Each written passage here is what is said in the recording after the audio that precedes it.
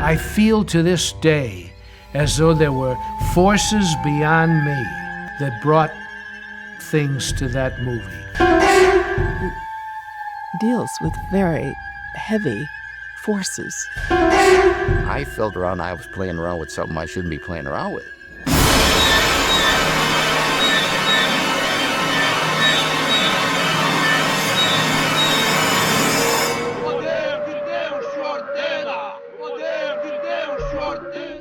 Um dos maiores clássicos do cinema, e não apenas do gênero do terror, o filme O Exorcista foi lançado em 1973, com direção de William Friedkin e roteiro assinado por William Peter Blatty, autor do romance homônimo que inspirou o filme. Segundo Blatty, a história foi baseada num caso real ocorrido em 1949, com um menino de 14 anos cuja identidade foi mantida em segredo pela igreja, sendo conhecido apenas como Roland Doe. The victim, who was identified as a boy, was of a Lutheran family. There were poltergeist phenomena surrounding him, and the family had gone to their minister, who told them, let the boy stay in my house overnight. Well, all hell broke loose in that man's home. He then said, look, I don't know what to tell you about this. The Catholics claim to be able to do something about this. They deal with that sort of thing. And you might go to a Jesuit priest. The winner is William Friedkin. O longa foi o primeiro filme de terror a ser indicado ao Oscar de Melhor Filme, tendo vencido os prêmios de Melhor Roteiro Adaptado e Melhor Som. We meant to make a good movie. We meant to make a scary movie. But I had no idea that it was going to be that good or that scary. Possuída por uma entidade demoníaca, a garotinha Regan McNeil começa a se deteriorar física e espiritualmente, levando sua mãe, Chris McNeil, a procurar a ajuda da igreja para realizar um exorcismo. Como é que se consegue um exorcismo? O que foi que disse? It is a film about people who live up the street. It's about a real street in a real town with real people living in it, in the house, and upstairs is a real little girl who happens to be possessed by a demon. E neste vídeo, iremos conhecer todos os detalhes desta produção, que ainda é considerada por muitos como o filme mais aterrorizante de todos os tempos.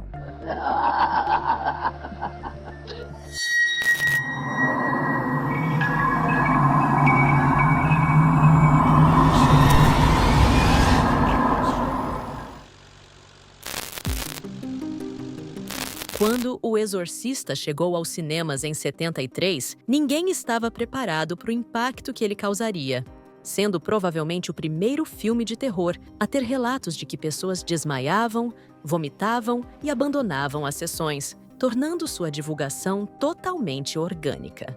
It was strange and interesting to see how the film, kind of from being a horror film, became kind of a phenomenon, testing people's stamina.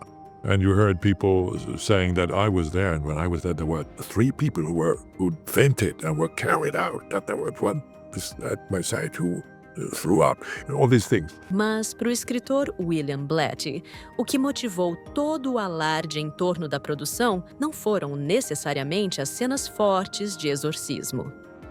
I will tell you about what I believe is the sole cause of all those stories you heard about. People getting nauseous, people fainting, people screaming, running out of the theater, all that. It was not any of the horror that was taking place. It was, in fact, the medical science that was taking place. The arteriogram, which took place at New York University Medical Center with an actual radiologist and his assistant. Those scenes where they have all the tubes coming out and so on and so forth, that really gets to people. I saw the first press preview, and up the aisle from the front comes a woman holding her hand to her forehead, and he was saying, Jesus, Jesus, Jesus. But what grossed her, shocked her, made her almost faint the arteriogram. The horror that medical science is putting her through is far worse than the demon.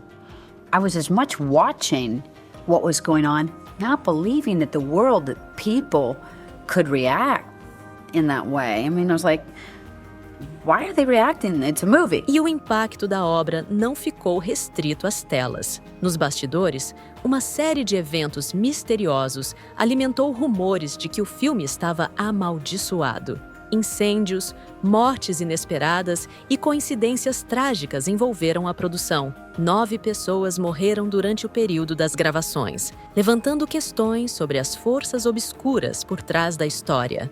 It deals with very heavy forces, and I was a little worried about what that would mean to work with those. In my 32 years of making films, I've never had a set burn down, and we did on The Exorcist. Well, we had a fire that is still a mystery. The set caught on fire one weekend when no one was there. They never did find the reason for that either. They couldn't find an electrical problem. They couldn't find an arsonist. They couldn't find any substantial reason that occurred. Of course, it always makes for great stories about what happens, if it was cursed or whatever. I felt around I was playing around with something I shouldn't be playing around with. During the course of the film, there were 9 deaths, which is an enormous amount of deaths connected with the film. But if you have a production that lasts 2 weeks or 3 weeks, nothing happens. But if you have a production that lasts for a year or 9 months, a lot of things have to happen. There were 9, and that's just too many. It's very good for publicity, but if you don't believe in devil, you don't believe in curses. Simple. Then Friedkin called me and said, would you come down and exorcise the set? I said, no, Billy, well, I don't want to increase anxiety or anything like that. Oh, come on, shut up in there. Por trás das câmeras de O Exorcista, havia um diretor com uma visão clara e métodos pouco ortodoxos. William Friedkin era conhecido por sua intensidade e por buscar a performance máxima de seus atores, mesmo que isso significasse ultrapassar alguns limites. It was way beyond what anyone needs to do to make a movie. And if you didn't do things the way he liked, he'd let you know about it in no uncertain terms. Billy can be totally irascible. Billy has reduced me to tears on more than one occasion on the set. And you never knew when he was going to explode or not explode. So there was always a tension on the set. I said to Billy, if I was a devil, I'd get up and grab her and I would thrash her. I would let her know. He said, go ahead and do it. It's a rigging that Marcel Vaucotier came up with that was a mold of my back, and it was like a hard metal, and then they had like a brace around my stomach, and then it was laced up on the sides. I had her completely strapped in, and I had her. It was actually manually pumped by some big men on the other side of the wall. I could throw her up and back, and I had her. And the lacing came loose. Wow. I was being thrown, and so as I went forward, the piece was coming back. So it was a constant, and the dialogue was, please make it stop, it hurts, it burns, whatever. She started screaming. I didn't know what to do, and so I'm just yelling, it hurts really, really, and somebody thought I yelled Billy, and I actually never broke character. She wanted really out. She was really getting thrashed. That's the footage I use in the movie where I'm crying my eyes out because they are brutally damaging my back. I had a rig around my midriff with a wire coming out the back, and the stuntman was pulling me. So we took her back the first time, and it was a good shot. And Billy said, we're going to do it again. I said, Billy, he's pulling me too hard. I can get hurt. And Billy said, well, it has to look real. I said, I understand, but I'm telling you, I could get hurt. And the stuntman was standing there listening to this, and Billy said to him, okay, don't pull her so hard. But as I turned away, I felt them exchange a look. And he said, give it to her. And I said, really? And he said, give it to her. And so I said, okay. So when I hauled off, she came completely off her feet. You see me hit and you see me reach for my back. I screamed in horrendous pain, and I was so furious and said, turn the effing camera off. But he also liked to stimulate the actors. That was what his feeling was. So he would sometimes shoot off a gun or something when he wanted someone to look startled. And that's really what pissed me off. And I told him, I said, never do that again. You know, I'm an actor. I don't need all these artificial stimulants. We had this absolute silence in the room while I'm listening to the tape, trying to decipher what it was. And the phone rang.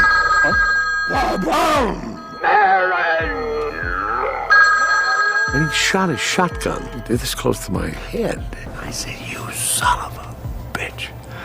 How dare you do that? What if you went a little bit to the right? And Friedkin says, it's all right, we got Jack Nicholson in the wings. Bill Friedkin wanted Father Dyer to react in some emotional way. This is his best friend lying there in a pool of blood. So Billy comes over to me and says, Bill, you're just doing this by the numbers. He was a non-actor. He couldn't emote. And I said, Billy, I have just given my best friend the last rites 15 times in one night, and it's now 2:30 in the morning. And he said, I understand. I said, do you trust me? He belted me right across the chops and backed off, and I went in the scene, and if you look at that carefully, when I'm giving the last rite, my hand's going like that.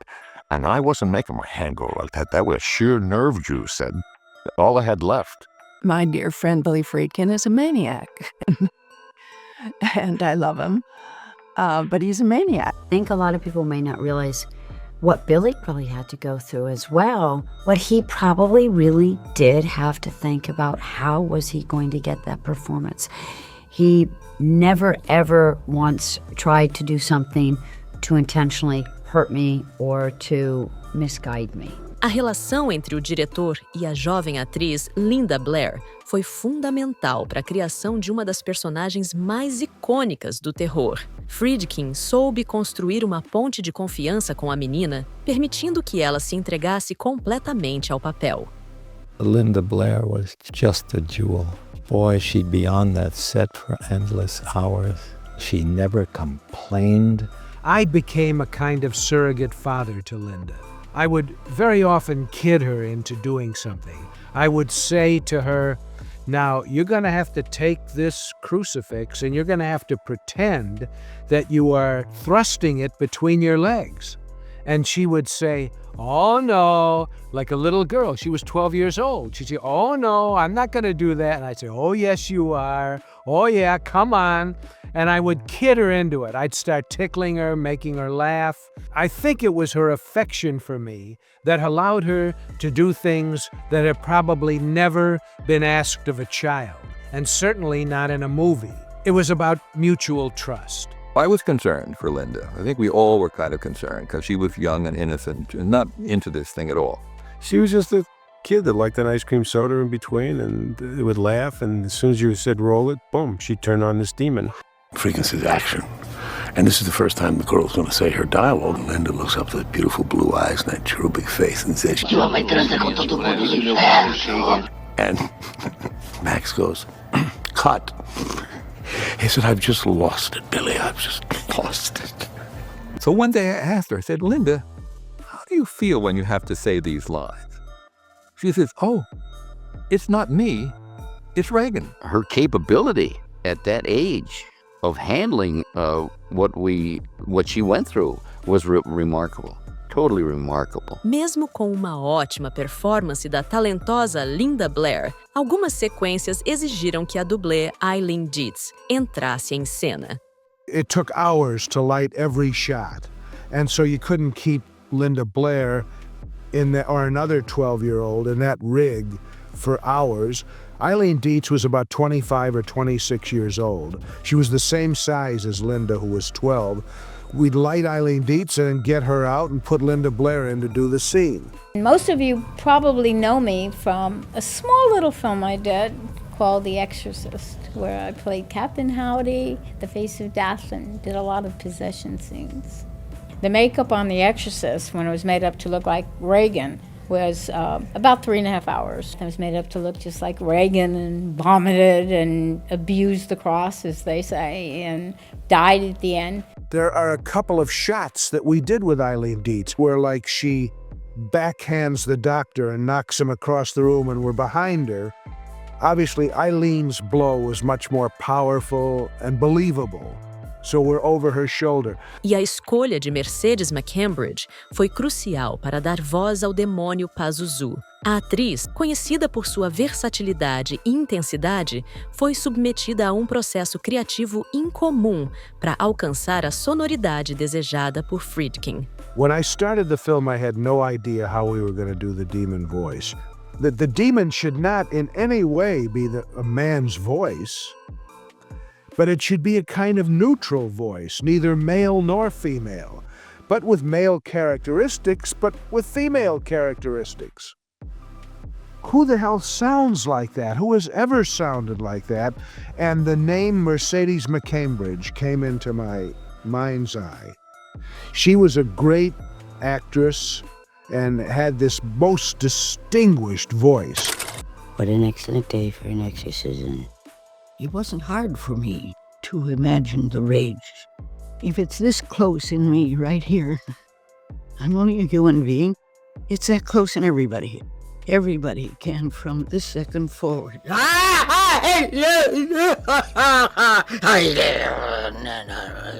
We gave her raw eggs and whiskey, and she started chain smoking, and I lashed her to a chair. Para alcançar um desempenho ainda mais realista nas gravações, a atriz foi presa a uma cadeira para soar como se o demônio estivesse realmente lutando para se soltar.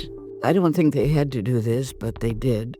They tore up a sheet and put me in restraints with around my neck and my arms behind the chair and my knees and my feet so that I would feel like Linda Blair, whom I've never met, while she was carrying on in the bed, that I would be doing the same thing physically. Porém, a atriz não foi creditada por seu trabalho nas primeiras versões do filme e precisou processar Friedkin e a Warner Bros. Para que o seu nome fosse incluído nas versões posteriores.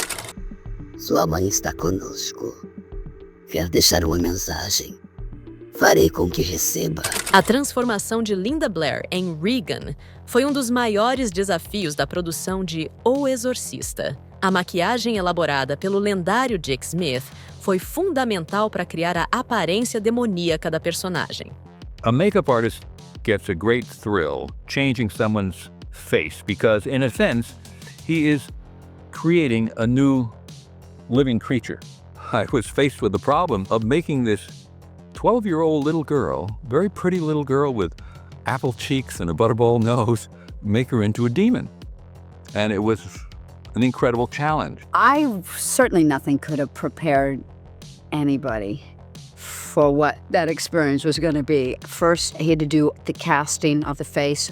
He created different makeups, which we tested. So I think it was 6 all different makeups. The very first one I did was a all-out witchy makeup with a black wig and bushy eyebrows, and it was terrible. But it proved one thing, and that was that I could take this round face and make it look pretty horrible. So then it was a matter of kind of backtracking, and I tried. There were several other more moderate makeups. There was one that seemed to be promising. We filmed it, and Billy said, "It's no good. It doesn't work." One day, I had the thought that the disfiguration that results in her face should come from something that Reagan did to herself. Fresh blood, as though she had used the crucifix to scar herself. The makeup, once established, progressed. And here she's got even more wounds and stuff on her face. I had to keep making it worse. Almost like nightmarish shapes, but all growing out of the idea that she scarred herself with the crucifix, and these are gangrenous sores. And I changed her mouth. I thickened the upper lip, and I gave her a thick, distorted, cracked lower lip that kind of drooped. over to one side, and that twisted her mouth. I used to wear false teeth because a child actor is supposed to be perfect. So I was used to wearing things like that. Again, he took a cast of my tongue. And so it was fit on my tongue perfectly, and it was I just had to ball it all up and stick it in my mouth. But I mean, it's horrible in the movie. It is, I admit. That's just a horrible, horrible thing to look at. And of course, the contact lenses were the other key thing. And Linda could never get used to them. So I had to put anesthetizing drops in her eyes before putting them in. It was a very painful process, and of course I had them in different sizes and shapes, and the big ones, the ones that whited out my eyes, were actually the most comfortable of all of them. I think no matter how hard through the years I've tried to tell people, I really don't think they'll ever understand the process and what it took to get to the character. Everything that I had to withstand and then act. Yeah, I don't think anybody's ever understood how hard it was for Mayan. A equipe de efeitos especiais precisou realizar um trabalho meticuloso para atender ao perfeccionismo de Friedkin e criar a atmosfera de tensão e os eventos sobrenaturais do filme. Numa época em que os efeitos visuais digitais ainda não existiam, a equipe recorreu à engenhosidade e à criatividade para criar efeitos práticos que parecessem totalmente realistas. I knew of no way to achieve these effects realistically with opticals in the state they were in then. Today it would be a piece of cake. In those days, I could not, with an optical, make you believe that a bed was thumping on its own. It had to happen on the set, and it was a case of trial and error. Marcel Vercatura, the special effects man, who was brilliant, he conceived and designed all those effects so that you couldn't see anything. I mean, everything was built in. They're just amazing. We started off with one particular thing, just elevating the bed light. So what I did was put enough weight and leverage behind to raise the bed. Then I pulled it back down again. All of that work in that room was excruciating to get because it was all done mechanically. If I was doing the same scene today, we wouldn't even have to do it like that because we do it all in computer graphics. O poder de Deus te ordena! O poder de Deus te ordena! Uma das cenas mais lembradas do filme é a levitação de Regan sobre a cama. Para criar esse efeito, a equipe usou cabos para suspender a atriz, mas eles ainda eram visíveis, mesmo com a baixa iluminação. Foi então que o diretor de fotografia Owen Roizman teve a ideia de camuflá-los, pintando-os com linhas pontilhadas para criar uma ilusão de ótica. And so I would have the set painter paint the wires with dotted lines. When you look at a dotted line, you're not going to see it that clearly because anything that's dark against light, you'll see. Anything light against dark, you'll see. But when it's broken up with light, dark, light, dark, light, dark, you can get away with a lot with the background. I had lit it so that the background had shadows on it. And now with the painting, the scenic artist went out and hand-painted each wire. And when I saw it blend into the background, I knew it was right. They all had to be done mechanically. And so when the two priests are reciting the liturgy and they see Linda's body levitate, they're seeing that right in front of them. We had to create everything mechanically on camera, and the actors could see that. And it was pretty frightening to look at. And you could get the idea in the scene of what the audience was seeing.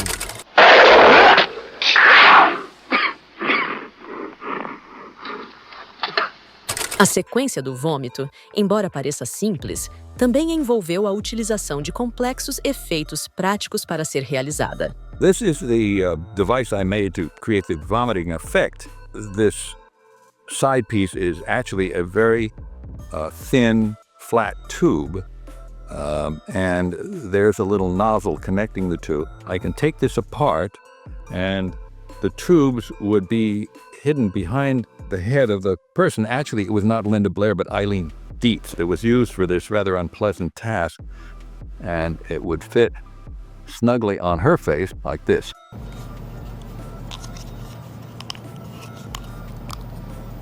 And then I connected these to a special pump that Marcel Vercouter had loaded with hot pea soup. When you see the vomit come out of Linda's mouth, we had to know exactly where it was going to go. So we took a piece of cardboard and put it up and used it as a target and practiced on that to see exactly where it would be. So when Jason Miller was in there, we'd know what to do with it. I was on the other side of the bed with my rig, and I'm supposed to hit Jason in the sweater. I got all set up, and now they changed the lights. And anyway, when I let go, I hit Jason flush in the face. My momentary reaction was I was a little pissed off. Everybody on the set went, "Oh." But then after they started to put it together and they saw the expression on his face, that is actually the one they used. I think the vomit has such power because it comes as such a surprise. Why would anybody ever think that all of a sudden this green bile would come out of this person? And it's the most disgusting thing you can do. People don't like to be spit on, let alone vomited on in such a way. And of course, it's the devil's way of really trying to degrade both priests. It was a very tricky scene to shoot because we had to have all these devices installed in her mouth.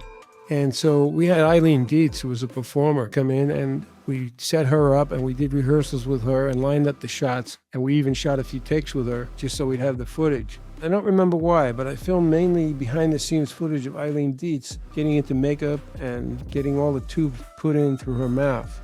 But finally, when we were ready to shoot, Linda came in, and we made the shots mostly with her. In the final cut, there's a subliminal cut of Eileen that we had made. But basically, it's Linda. The whole time, of course, I have to keep my mouth open because once the equipment is laid on and put in and it goes in my mouth and comes back out, and you cannot close your mouth because if you close your teeth, it'll backfire into my throat. It was really, really hard. When I saw the dailies, it seemed to go on interminably. And I said, well, you know, it makes me queasy looking at vomit, even though we know it's pea soup and oatmeal. But Billy used it so effectively. Silêncio! Nas cenas em que Regan atingia o auge da possessão demoníaca, o quarto era sempre retratado como extremamente frio. E para tornar essas cenas mais realistas, o diretor William Friedkin insistiu que a respiração dos personagens fosse visível. Billy says, we gotta have breath. And of course, how do you make breath show in a room? Today they can draw it in digitally. It's rather expensive, but it's less expensive than what we did. We had to refrigerate the room with air conditioners in order to see the breath. We had to get it to like 20 below zero before you'd even see the breath. The actors would come in and to perform in this, and they only have a short window to perform because once they start, the room would warm up pretty quickly, and we'd have to then chill it, you know, everybody go out and then have to cool it down again. So it was a long, tedious process to get that done. So we had 4 massive air conditioners, which we found we had to turn on all night. And by the time we got to the set the next morning, it was 30 or 40 below zero. Billy would check a thermometer on the wall, and he wouldn't shoot unless it was down to 0 degrees Fahrenheit. It was difficult to act and express facially emotions when your face was frozen, literally. We're all there in our Arctic cold weather Eddie Bauer suits, and she's in her nightie. The men all had their the old ski suits that look a lot like kind of like a space uniform, you know, and they're walking around kind of like that. And me, I got, you know, long underwear and a nightgown. Lucky me. Amém. Mesmo quem nunca assistiu ao filme, provavelmente conhece a cena em que a cabeça de Regan gira para trás. E esse foi um dos efeitos mais complexos da produção, realizado com a construção de um boneco animatrônico incrivelmente realista. Everybody over the years always asks, how did she turn her head around? I went along with the fact that the head spun, and obviously we all know it's not real. It's fun to see that. And I remember doing it when we were working on it, how everybody was involved with like opening this dummy's head up and the wires and being able to move the eyes and the mouth and all the different things.